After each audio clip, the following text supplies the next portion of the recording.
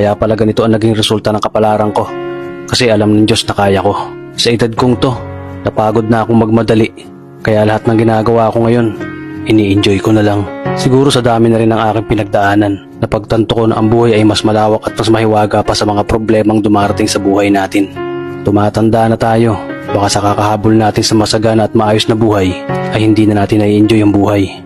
Baka nabubuhay na lang tayo dahil nape-pressure tayo sa sasabihin ng ibang tao. Marami na rin akong mga naging maling desisyon sa buhay, pero lahat yun nagsilbing aral sa akin at natuto ako sa mga pagkakamali ko. May mga taong sobra nating mamahalin at bibigyan ng halaga, pero ibabalik lang sa atin ay kabiguan at matinding trauma. Kaya wag nating lilingunin ng mga taong tulad nila dahil mas payapa kapag hindi ka na interesadong malaman pa kung ano pang balita sa kanila. At wag mong idepende ang sarili mo sa kahit kanino.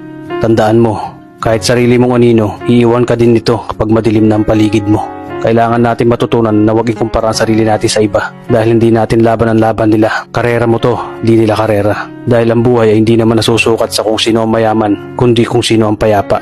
Kaya galingan mo lang palagi tol dahil napakaraming tao mapanghusga, hihilahin ka pababa at lagi mo tong tatandaan.